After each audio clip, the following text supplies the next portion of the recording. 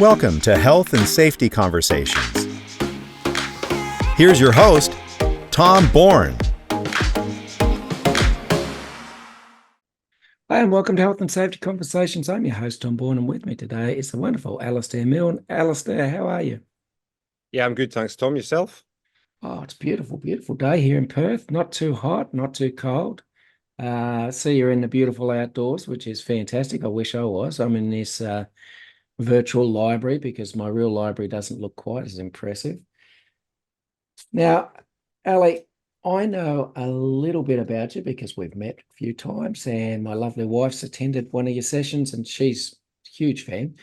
But for those who don't know about you yet, can you tell us a little bit about yourself and your professional journey so far? Yeah, thanks, Tom. And yeah, that's great to hear that your wife's enjoyed coming to the sessions that we try and run. My goal with that is trying to share some knowledge and help people get connected, feel connected with each other. Because in health and safety, as in a lot of professions, we know it can be a little bit isolating at times. So that's great to hear. So to date, yeah, it's been a journey from Scotland, as you probably tell with the accent. I started out as Beaker from the Muppets, so white lab coat in the lab. I did Enviro at uni, and sort of grew up with that interest and passion around Attenborough and documentaries and science of things. So science has always been important to me. Started working then on the rigs in oil and gas out of Aberdeen, obviously where I'm from. That's the predominant, that is the industry. And spent a lot of time out there. At times when it didn't go so well, maybe I'd get covered in crude oil or chemicals when things didn't quite go so well. But that was around about the time just when the step change in safety kicked off after, unfortunately, Piper Alpha in the late 80s, which had a huge impact, not just on Aberdeen, where I come from, and oil and gas, but then in workplace health and safety in the UK and the broader world, actually, when I think about it. So I spent my time there on the rigs. Again, we'll get my hands down in dirty sort of thing. Then I moved to a more of an onshore support role, a bit more of a technical, dealing with people a bit more in the client office and dealing with technical problems and challenges and supporting the engineers and doing a lot of work on the environmental front, actually. We came down to Perth, so my wife and I had visited a fair few times to family in Adelaide, and we wanted to maybe have the feeling of coming and being the migrant instead of being the local as we were in Scotland. And yeah, that was 16 years ago. I'd always had a passion around safety, and I'd sort of scratched the surface in my time back in the UK. But opportunity came up with the company I was with in oil and gas, with a services chemicals company, to then take up the lead for health and safety across Asia. So that was really cool because I'd came from operations. I'd came from being within our sales and technical support team. So I didn't necessarily come with safety experience, but that was to sort of grow. So yeah, spent 7 years traveling around Asia, visiting different places, cultures. Oil and gas is fantastic because one time you're at the gold room in the Burj Al Arab hotel in Dubai, and the next month you're maybe doing boat transfers in the Gulf of Thailand at 4 a.m. in the dark, swinging across ropes. So it just gives you a sort of gratefulness and an understanding of the breadth of things in people and cultures as well. And through that time, I became a big advocate of how we deal with people. The company had quite a strong support and training group around truly getting to know people and customers as people and making solid relationships, not with the goal of just milking money, but getting to know people and truly being able to support and help. So that was the journey. As things, in oil and gas, a bit like with mining and resources here in Australia, it can be boom and bust, and unfortunately, I was been through that. I've been made redundant. I had a few different roles that I went through, including some coaching roles. And yes, things sort of came to a head. It would be 4 years ago now. I didn't realize how unwell I was in terms of my mental health.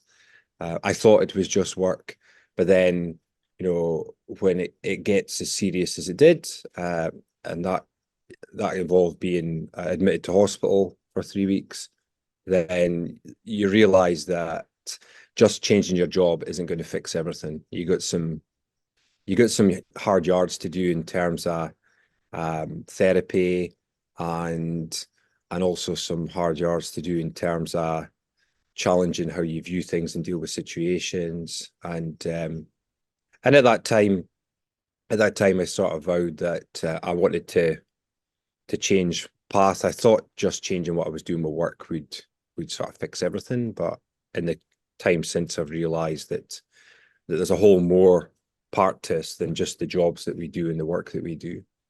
And it's been a great journey. So in that time since, I've had fantastic support, whether it's as an outpatient at the hospital for a few years, whether it's been people who have came to support me through offering up chances to join training and even test out training. And as part of my return to work plan, we identified that, okay, what's going to be work that's going to be most sort of congruent with Ali. And I'll come back to this a few times, that, what work, what did I enjoy, what am I good at, and what does the world need, and what can I get paid for? And my wife, and I've got a few books that have helped me. I thought we'd just share as we go along the way. My wife actually bought me this one, Ikigai, right? Mhm. Ikigai. And that's where that 4 quadrants came from. And that really helped in terms of identifying. Next step was, okay, Ali, how could you test this out? We need you to go and volunteer and test out how you're going to react in situations where you're training, or you're exposed to people who are experiencing mental illness as well. How might it impact you? And that was all good. So I became a mental health first aid instructor. Mhm. And we'll maybe chat to that a wee bit. The first folks that signed me up to work was with Lifeline. So I Mhm. knew the Lifeline sort of cycling team. And during a fundraising sort of meeting, they said, "Oh, Ali, look, we worth having a chat and seeing if you'd like to come and work with us." And I do that to this day as a casual facilitator and trainer for Lifeline, delivering mental health first aid and about 5 other courses around mental health in the workplace and community as well. So that was like the first step. So that was a journey up till probably maybe the start 2.5 years ago. So that was the first string. And then I had support through Job Seeker, because unfortunately, I was made redundant whilst I was signed off with mental illness. So that support through Job Seeker, to them being supported as starting up a small business. They said, look, this could work for you. Getting financial support through the NEIS, or the New Enterprise Initiative Scheme. And then the sort of model is that I love to work with organizations and partner with organizations, work for and partner with, who are really aligned with me. And that moved on to the Institute of Management. So I'm a AMWA. I went there training for Lifeline, actually, and it sort of grew from there. And I do a range of courses for AMW and mental health safety and people skills, or real world skills, I like to say, life skills. Yes.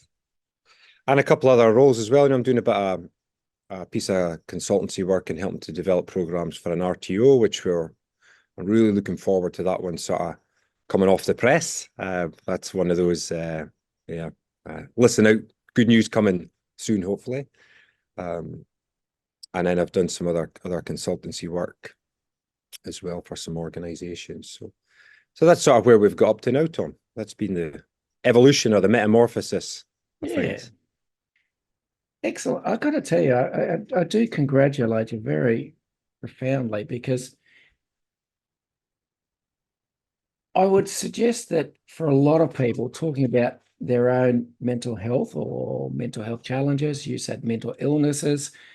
Yep. Is fundamentally really hard to talk about, or for me at least, I would find the natural tendency is to not talk about it. So you talk about it so openly, and it's very refreshing.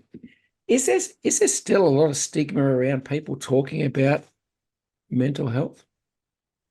I mean, I pick it up, but the stigma is a topic we cover so often in the courses I deliver. And I can only talk about, for me personally, I was really quick, really to the extent of when I was in the hospital, to say, look, I can't, you know, when we do like values in action, for example, integrity is so important to me. Integrity is so important to me. And I guess due to the illness and the I've had and the traits that I've got, hiding things, continually hiding things, chronically hiding things would be really, really bad for my health. Right.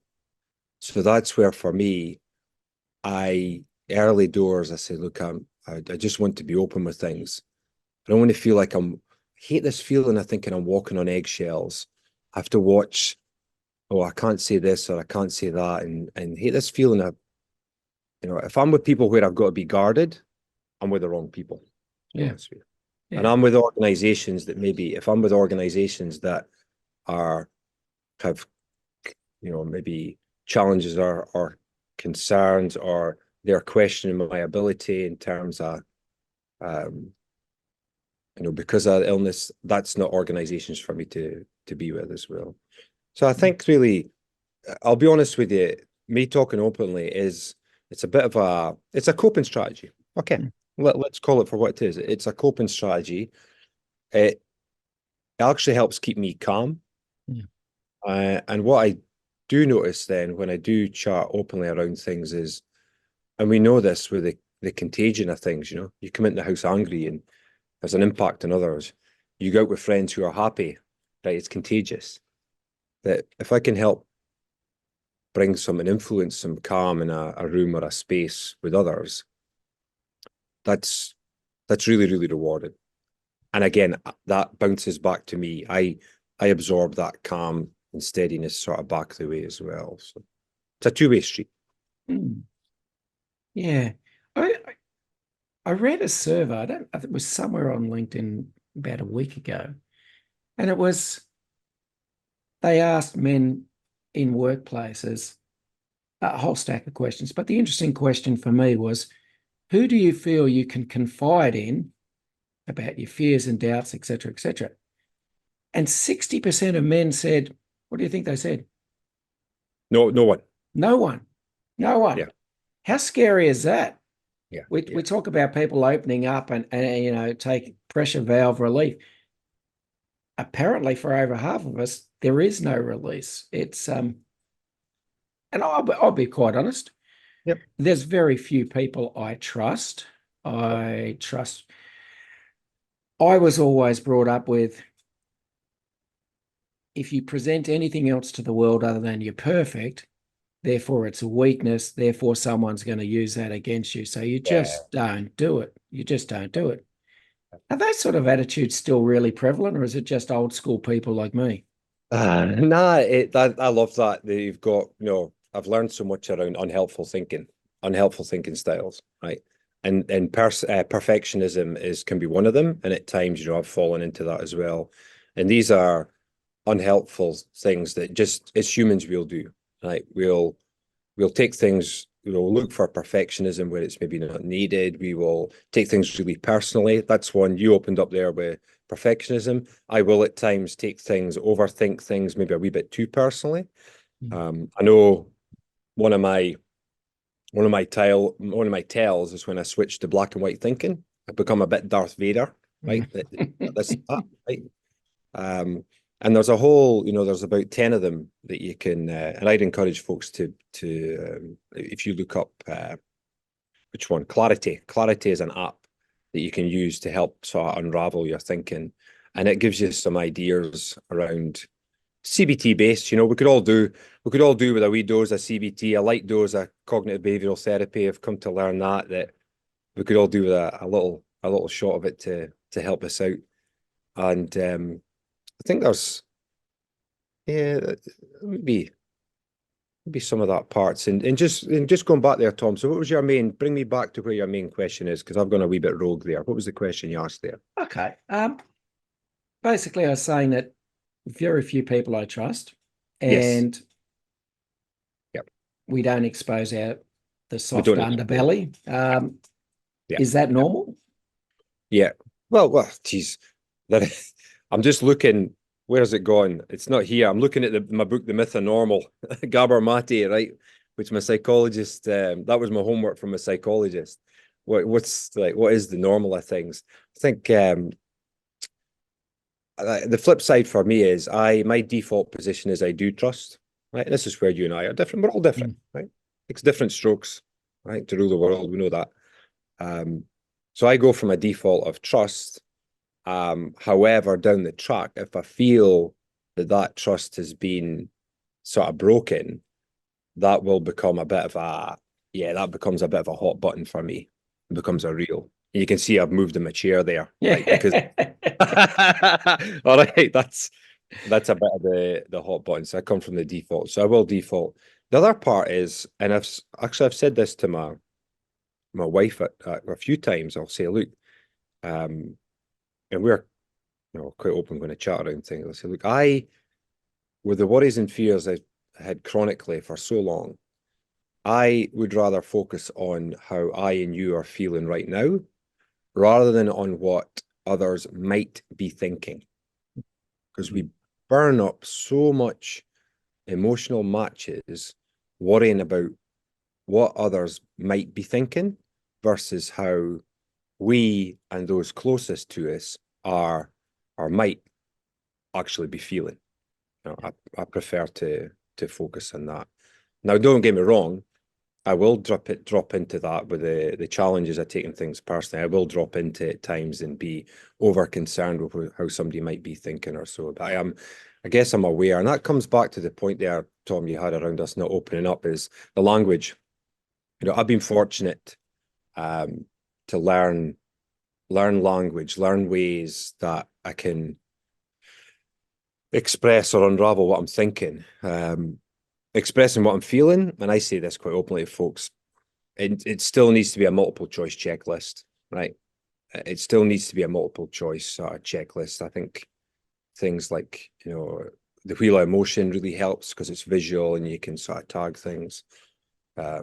Even the kids' movie Inside Out, right? Where in Inside Out, the Pixar movie, where the emotions are all cartoon characters, that helps not just kids, but adults.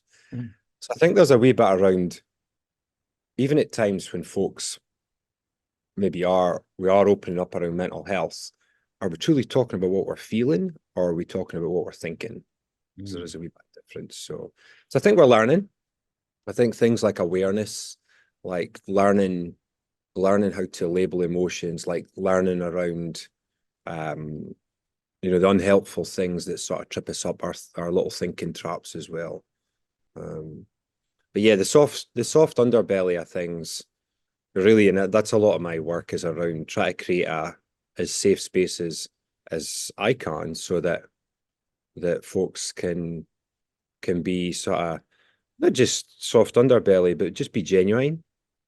Just be genuine, because I know the challenge certainly in the workplace, was or is, I see is this incongruence, we call it, between I come to work and I'm this person and I go home and I'm that person.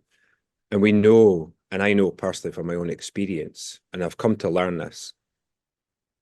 And I should have mentioned part of the journey. I've been so grateful to my uni lecturer who supported me through, course leader who supported me through studying business psych, which has helped me put a language to things in the workplace now.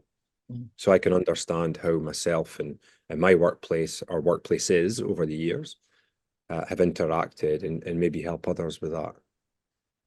Being able to, I would say to folks, is develop an understanding of some of the terms to help you express how you're feeling or thinking. I think that can be the first step to opening up. And in my experience, I've been open now for, it's probably been about, I first spoke in October, so it'll be 3.5 years. I don't perceive there's anyone or anything that's come up that's, the catastrophe that maybe we would be concerned about never happened. Yeah. The doom never happened. The world never ended. Where I'm still here and things are still moving. No, don't get me wrong. I am conscious. I'm very conscious of appropriate level of sharing, for example, I'm definitely conscious of not of the impact it can have on other people when you share your experience you've been through, and there's this, you're trying to help people feel open and be able to express, and that may involve an outpouring of some emotion, which is useful and helpful. Being conscious of the support that folks sort of might need. So, but it's an interesting one with it. So, and I will say that, yeah, one thing that is at the minute, I'll be honest with you, the challenge I sort of have where sometimes we're maybe mislabeling a short-term feeling of discomfort or a short-term feeling of concern, or dare I say it,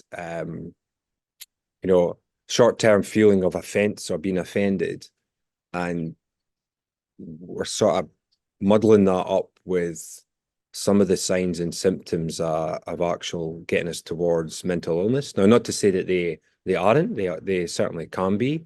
I just think, again, with the learning part of things, there's a bit of learning I think we need to do in terms of course correction of, at times,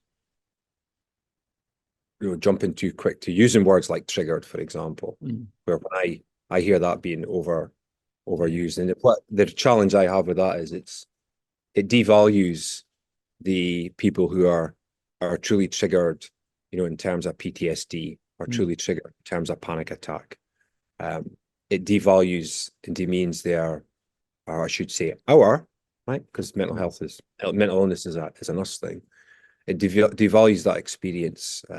Now, no, don't get me wrong. When we're a bit offended or distressed or discomfort, and I mean, just to share that there's a great reference in the code of practice, right, on workplace behaviours, and I've been chatting to folks a bit about this the last while. It says, a worker experiencing some legitimate feedback from their manager or supervisor may experience a level of discomfort. Right? So when I think of the support in terms of workplace health and safety, and the burden that's on frontline managers and supervisors of number one, looking out for their people, but number two, potentially being concerned that the psychosocial hazards and the change in the regs might actually be used against them. Right? Or you've triggered me, you've now caused this is now a psychosocial hazard, and now I'm feeling ill. Now, at times, again, there's checks and balances there within the likes of the code of practice around bullying behaviour, certainly harassing behaviour, violence. There are checks and balances in there as definition of what is and what isn't. But I do like to fly the flag and be the voice of reason where it's uncomfortable when we get feedback from our bosses. I feel uncomfortable when I get feedback from folks. It's a short-term wave, generally. Now, it may be indicating something more. It might be. Just think at the minute, and come back to some of the other points that you'd raised beforehand. For me, managers and supervisors, CEOs, GMs, leaders are people. Leaders are people, and the mental health impacts go. It isn't just managers causing issues on workers. It's worker on worker. It's worker to manager. It's external, for those. And I know this from my personal experience, where you have to deal with client behaviors, and you literally have to kiss the proverbial is the expectation, right?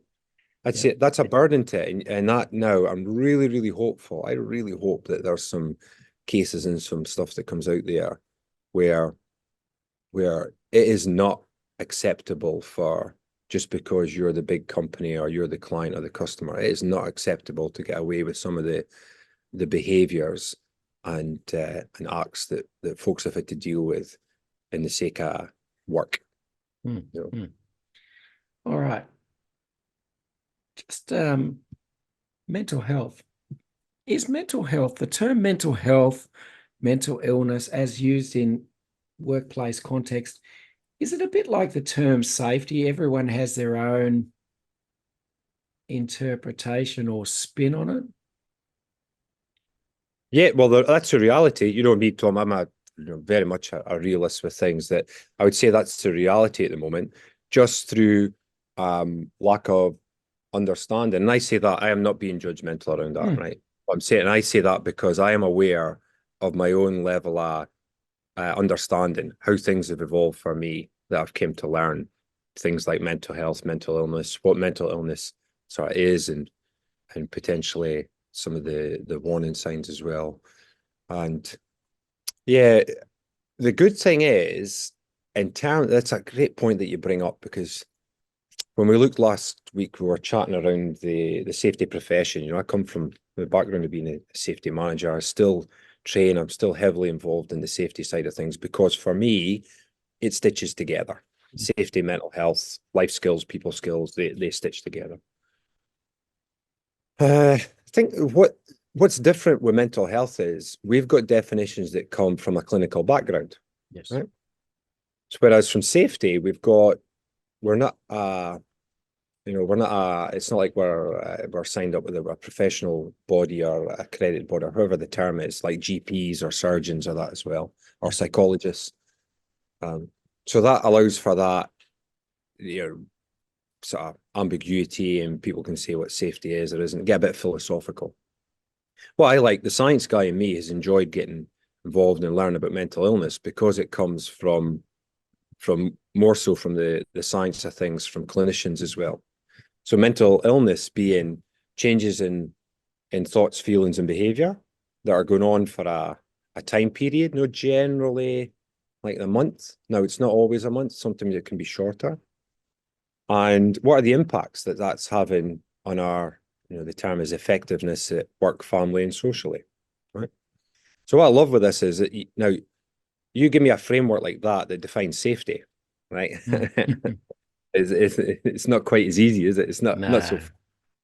So that's been a bit of the benefit, and I really I enjoy sharing that with folks, and it seems to resonate. So here's the challenge we have, is that on the outside we'll see behaviors. That's the only thing we'll see. We'll see changes in behaviors. Yep. Now, they may or may not be related to mental illness. They may or may not, but we notice, right? We care, and this is the benefit of work, that we're with people that get to know our sort of baseline behavior. So it's all about the delta, if I go back to the science of things. So if we're with people who know our baseline levels, geez, Tom, I'm being a bit concerned because in the last, normally you come to safety meetings and you're the voice of reason. At safety meetings, we'll go along, we'll have this idea, and you'll be the voice of reason. And actually, I appreciate that. But I've noticed for this last 8 weeks now that, I've not heard you say anything. It seems like you're a wee bit sort of distant. No, I'm not fussed around the work stuff. I just want to check in and see how you're getting on. How are you getting on? Because that's a change, and I really value that. Conversely, flip side might be, Tom, or let's flip around to Ali. Ali, you're normally quite reserved and quiet in meetings, and I do encourage you to get involved as well. I've noticed in the last 8 weeks that it seems like every time Tom brings up an idea of that you're talking it down, you're correcting his ideas every time, and then when you're coming out, your face, you're really quite focused and really quite angry with him. Now, I'm not judging that. I don't know what's no interest really in what's going on in terms of with you and him. What I'm saying is, I'm just concerned in how your changing behaviours came along, and what check in and see how you're getting on. Right? So two completely polar opposites, but the delta, the change. So I think the challenge we've got, the more we can help folks identify changes in thoughts, our own changes in thoughts, but being able to build genuine rapport and care with people such that when we see these little behaviours and changes that are going on for a period that are having an impact, that we can go and have a caring conversation. Now, we might be wrong. We might be completely wrong. Here's the thing. Ali, oh, geez, Ali, I've noticed this today. You look like you've been really teary. I've noticed you've been rubbing your eyes. You look like you've been really teary. I'm concerned for how you're getting on. Tom, thanks for checking in on me. I've got these new bloody contact lenses, right? And they're doing my head in, right? But I appreciate that you've noticed, and you've thought to come and check in on me. And you know what? Subconsciously, I'll be saying to myself, so maybe at a point in the future, I'm more likely to speak up. Maybe when I'm not going so well. Maybe. So I think the help there, I guess the help there is, mental health, mental illness comes from in my opinion, from the fact that it comes from a clinical background. It helps with the definitions, and because a lot of the work I do is with folks, and not just in resources, but there are a lot of folks there. Putting it into that sort of context seems to help. And that, again, I'll come back to this again, is providing managers and supervisors with some of the awareness around what might be a level of discomfort through to what's something that's actually more likely. And I say more likely because we can be wrong, right? We can be wrong. More likely to be on the track to mental illness, and we want to help the person get to some support as well. Yeah, great. All right. Good challenge. How prevalent is mental illness across Australian population? Any ideas? Yeah, we've got that. So this is one that comes up right at the start of the almost every course I think I run. It's 1 in 5, right? So it's 1 in 5 of us, and I say that it's an us thing, right? 1 in 5 of us will experience mental illness in a year. So if I'm supporting a team and there's 20 there in the training session, and I will say that, look, that means there's 4 folks here in the room either are, have, or will experience mental illness in a year. And here's the thing, maybe it's not you, or maybe it is you, and you know somebody because of the numbers. So there's a good chance you'll know somebody there. Now, what I will say with that is that, from my own experience, and that it's an us thing, that at the time we can feel that we feel that we are isolated, we feel that we're really alone. That's our reality of things. But again, I'll just want to take the opportunity, if we can reach out, if we can get some support, whether that's we go to the GP or we check EAP, I'm all for big mining and resources paying for improvements in community mental health, right? So I do say to folks that your employee assistance program, if you're sitting there and you're hesitating and you're not sure, and if you're a transactional type of person, you're reducing the burden of Medicare, right? Because you're not going to your doctor initially. You'll get to the EAP literally right there on the phone. Now, it may be that you need to go to the doctor, but a lot of these services are paid for already, and the support. And my real hope is, imagine if people go work to organizations, and we were chatting, just before this around some organizations that are doing good stuff.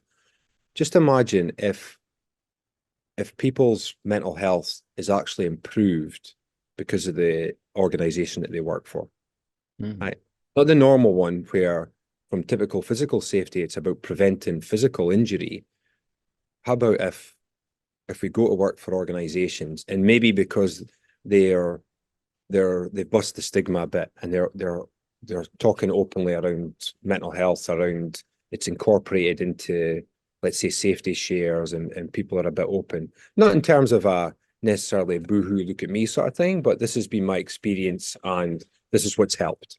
Mm. And imagine if folks come along and work for that company and maybe because of the nature of it, might have been experiencing illness for years.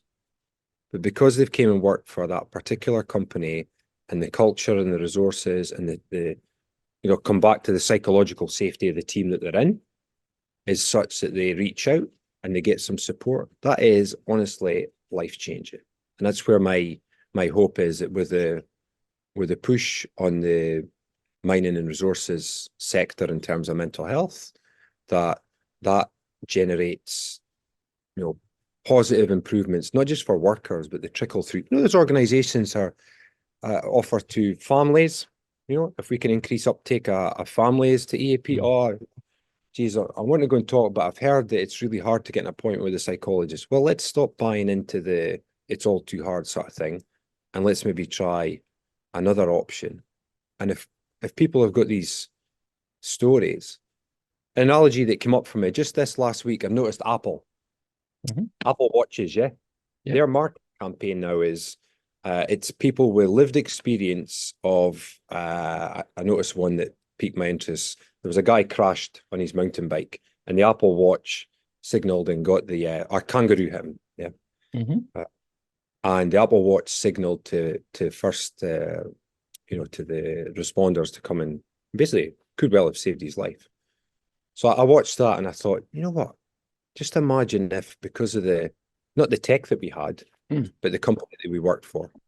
Imagine the company that we worked for supported us like that. And I'm really hopeful. And it may even be happening now. Actually, I heard of it happening now just this week.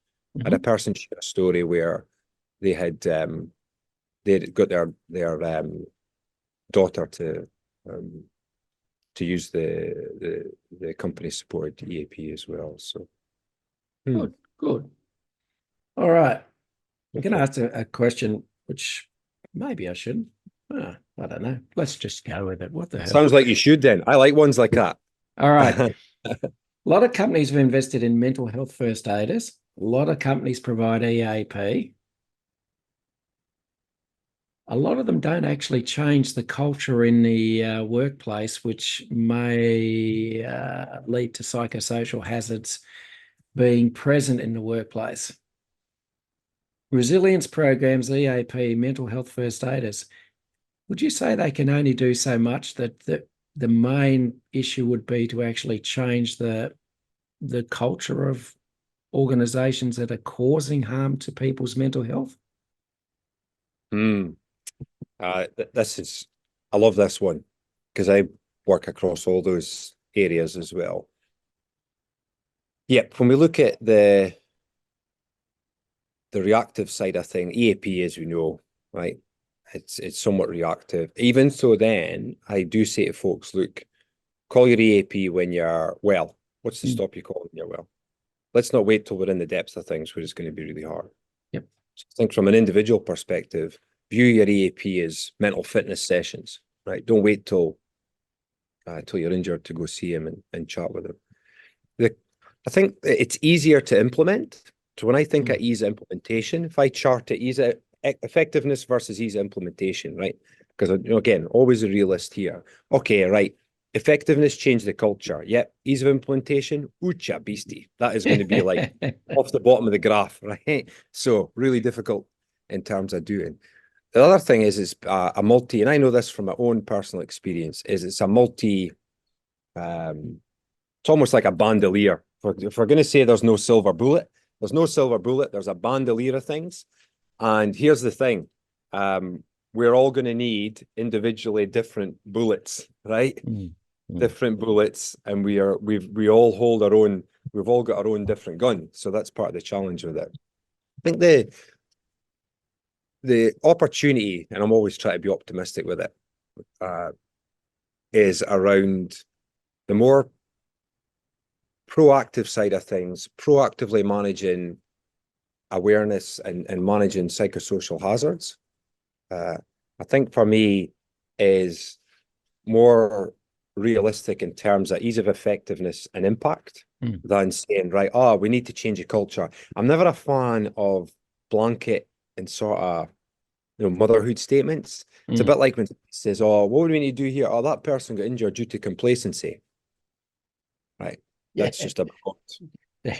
broad statement. What I do like is, if I take that analogy, oh, the person was injured because it was 40 degrees and they were doing a repetitive and monotonous job. Now I can work on that. We can work on that. Yeah. We can work on something around temperature. We can work on something around repetitiveness, and we can work on something around monotony. So I do prefer to focus sort of, if we say, right, let's go work on culture, we're probably never going to do it and get there. It's a bit like saying, let's all be happier. Yeah, you know what? Oh, here's the link here is one of the things I do find that really supports is positive psychology. Yeah. And positive psychology around, informs so many of the programs that I get to support. And I'll go slightly rogue for a minute here, and then we'll come back to the question that you had there. The reason for that is positive psychology has really helped me I was introduced to a company in Perth that I got to know said when I was made redundant, Ali, come join one of our programs. It was so nice of them. They know I was made redundant, and it seemed like they were just trying to help. That honestly opened up a door for me to understanding positive psychology and Martin Seligman's work. Now, the really cool thing is that helps inform the courses. Certainly, the workplace courses at AMWA have a sprinkling of it through there. So I love that. Also informs the support, the volunteer sort of slash facilitator support I do for Aussie Optimism, right, in supporting teachers in schools, right? So same principles applied in the workplace, applied in helping teachers identify signs and symptoms of depression, anxiety in kids. So here's the thing, it copped a lot of grief because of the self-esteem movement. Be happy, let's paint the walls yellow, let's put some nice happy slogans on the wall and that as well. Yeah, and how are we going to do this? Just sort of fake it till you make it thing. Really? Now, the reason I get passionate about this stuff, and this is a hot button and let's say a green button. This is a light bulb button for me. It's not a negative one. Is I've been a fan of Minding Your Mind, which is Professor Ian Hickey and James Laughlin's, their podcast. And Ian Hickey is one of the top psychiatrists in the country, but he talks around doing things that result in us feeling happy. So we do stuff to feel happy. Now, don't get me wrong, and I know this from experience, that is really, really, really, really hard when we are in the depths of a mental illness, right? And it may be that the simplest thing is that you get up and you open the curtains in the morning, right? And you see the sunrise, right? So that behavior of opening the curtains and that little lift in mood. Now, I love the analogy there because it's almost like with culture, we say, right, let's work on culture, work on culture, work on culture. And then it's not sustainable. So I do see things like focusing on psychosocial hazards, like looking at work design, true work design, where how do us and our, I come back again. That was my biggest, I say, dark light bulb moment at uni, was understanding how me and my workplace interacted at times, right? It's just an interaction, and there's a science to things. So I am really hopeful in terms of work design. And even going further, the work design conference was just recently, and it's almost like I can foresee at the minute we're focused on psychosocial hazards, and I can see down the track, there'll be this focus on work design, and even further down the track, an ability to do job crafting, how we manage our own work, even the little ways in terms of how we approach our work, and do we even make it a little game, right? I've got to mop the floors, but I'm going to do it in this sort of formats. This is the way I'm going to do it. I'm going to do it in this sort of, like, I'm going to do it coming from Scotland. I'm going to do it in a bit of a tartan style, right? When I mop the floor, right? A little bit of fun, a little bit of something there. And the reason that I like let's get on to work design, let's get on to the psychosocial hazards, let's get on to work design, let's go on to job crafting is, these are deeply personal things, right? So my perception, understanding, my experience is that the dehumanization of work, right, is still going on. Yep. At times, we'll be in workplaces, and I've been in workplaces where it feels a bit like, and I'm showing my age here, the TV series V, right? From the 80s, I right? remember that. Remember V, right? And, Yeah, I say, I remember V, right? So that the aliens come down from space and they're all 6 foot blonde gods, goddesses, right? And they all come down, and during the day, it's all sort of great and that. And then at night time, you take it off, lizard, right? They're eating lizard, they're eating gerbils, right? Yep, They or we, right? Mm. And I say this, I've been a perpetrator of that. Where at one time, we're at work and we're false, and we are then projecting that, we're feeding the toxicity. So the toxic environment is us, right? We do it. And I think there's a great range of, there's other disciplines that have really supported and helped when you think around like social psychology, and even I've just been reading around some of the things around totalitarianism and how all these things come, and even things that go on around the world just now they all come from us as humans. So I do think, that focus, psychosocial hazards, and I see this at the minute where, quite rightly, bullying, harassment, violence, these quite rightly they've got the public eye, and they need to be managed, and we know that. And I, anybody who's experienced any of that, and can only imagine what it must be like. But we're also finding is there's words and language and vocabulary for stuff that we felt in the workplace that's been hot buttons for us. And now we're starting to learn that. And we learn it, we start talking about it, a bit like we did with physical safety. And I like to say that, in physical safety, we've had them for a long time, chemical, ergonomics, slips and falls. And no pun intended, but with the psychosocial hazards, where it's the same language, different dialect, right? Different dialect, different accent, but you can use the same sort of principles. What heartens me is that helping folks understand what the terms mean, it's actually deeply personal. It's resonating with people, because then you can sort of manage it, shape it, change it. You can see how some of the hazards, hazards, flip them around, they can actually be a support, can be a protective factor. Poor leadership support, flip that around to good leadership support, that's a protective factor.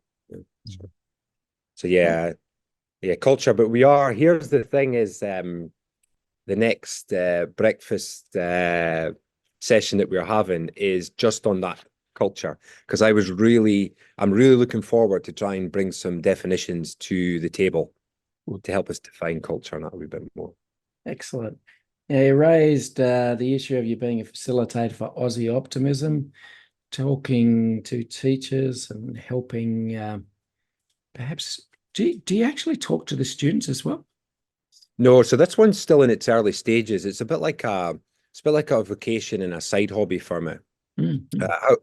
How it came about was when I was studying business psych, my teammate in one of my assignments, I said, "Look, what are you doing?" He says, "Oh, I also work part-time. I'm the program coordinator for Aussie Optimism." And the name got me thinking with my Martin Seligman hat. And I said, "Is that based on learned optimism and optimistic child?" He says, "Yeah. I saw, Jesus, that's really been quite impactful for me." And we chatted further, and then he let me know that there was a train the trainer session coming up. And I did that last year. So we spent 5 days being trained on it. And to be honest with you, it's a bit of a give and take. I get to learn more around positive psychology from the team here at Curtin Uni. And the give back is that I go and co-facilitate the provisional site. So the role, done a couple of sessions, and it's been with the teaching staff. So it's around helping them build out the programs, and we're almost doing like a train the trainer. Now, my passion for it comes because my wife is an education assistant.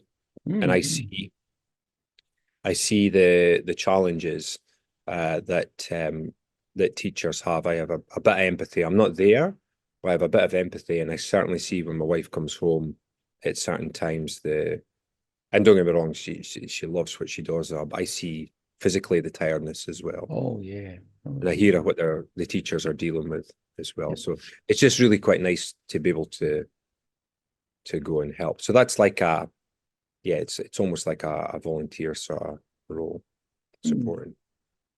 All right, just a psychosocial hazards, because I am aware of the time getting upon us. Okay, last few years, work cover, workers' compensation claims for mental health conditions, stress-related conditions in the workplace have gone up considerably, quite considerably. And the average work cover claim, I think I looked at the statistics not very long ago, the average work cover claim for a mental health condition which has been exacerbated at work is around about 30 weeks that the person is off work or on a return to work program. Forget the legal side, which we now have in place with psychosocial hazards. Surely the cost, just the cost alone, would be an incentive enough for businesses to take this seriously and to, are you finding they are? Are businesses taking this on? I think the one part for me is, when I look at it's always with him, what's in it for me, right? Like, what's in it for me? So, or almost, I'll flip that around to say, well, why should I care? Why should I care? Because on the cost front, if you're not the budget holder, right, and if it's not impacting your KPIs, and it's not a clear and present danger, right? The flip side of things is it's not clear. It's really quite muddy, and you don't get to know about it. Then it may not pop up on your radar. And here's the thing: you may have loads of other concerns and that going on as well. So I'm never really surprised when things are not given the focus or priority that maybe we or others think that they should be, because folk have got their own stuff going on, and most importantly, our own targets and metrics, and unfortunately, a little bit, as I mentioned, the dehumanization of things as well. So I think I'm not quite sure the cash element really impacts people. I honestly don't really think that. Do you think small business owners would struggle with this more than perhaps large business owners, which can throw more resources at this? Geez, when I just think, well, that's basically me, but I'm fortunate when I think of the group of my cohorts, right, in the NICE program. Well, it's all really small businesses, micro businesses. And I think the bit that folks really forget is the law actually helps us. We think it's all prescriptive. And this is a bit of how we've been burned by safety, right? We've been burned by safety in terms of people using, you can't do this, it's a workplace health and safety issue. Okay. What issue is it? It's workplace, it's a legal issue. Okay. Which legal issue? It's in the Act. Okay. Cool. Where in the Act? It's in the reg. All right. Okay. Cool. Where in the regs? So we've used this, we've all been burned by using this fear of the law. And again, I am no expert. This is one thing when it comes to the law. I'm clear with folks in terms of that I am no expert in terms of the law of things. But I do really like when I see stuff in codes of practice, and especially that are a reality check. So things like reasonably practicable is I try and hope folks say it, got a bit of common sense, or have been responsible, and that. Cool. Reasonably practicable. Nice one.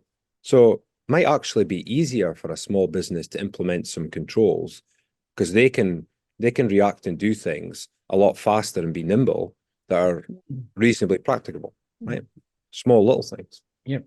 As the bigger organization, you've got you've got all the things that slow us down, the bureaucracy and the decision making and things. But on the flip side, as I mentioned, you've got the potential in big organizations to have huge community impact. Mm. So I think, again, there's a bit of learning around. If I could point folks in small businesses to a few things, is are the codes of practice, things, the terms, what's reasonably practicable for a business of your size and your income and that to do. Doesn't need to be complex. I really like the Demir's Safe Work Month 2022, I think it was. They've got a range of videos that are on the website, and guess what? The inspectors and people that talk, they're real people, right? And they speak quite pragmatically, I guess, as they can. So I'd encourage folks to have a look. Code of practice, Demir's website, especially the videos, and even if you don't have the time to sit and watch, pop them on in the background while you're doing other stuff. I absorb a lot of my information sort of that way through webinars and that. Yep. Yeah, and you did get me thinking as to maybe how we or I might be able to support other small businesses. So I like that. You sparked a wee thought in my mind with that question, because I might be able to support some folks through my niece cohort. Good, yeah. Good. I really think we could go on for another hour and a half, to be honest, Alastair, because there's so much that I haven't touched on, but time is running down. So thank you so much for coming on, and I really do appreciate it. I'm just going to have a chat to you off air about something else as well. But Alastair Milne, absolute pleasure speaking to you today, and I look forward to speaking to you again soon. Yeah, thanks for the opportunity, Tom. Love what you do. Right, love what you do. Thanks for listening to Health and Safety Conversations with Tom Bourne. Until next time, stay safe and enjoy the rest of your week.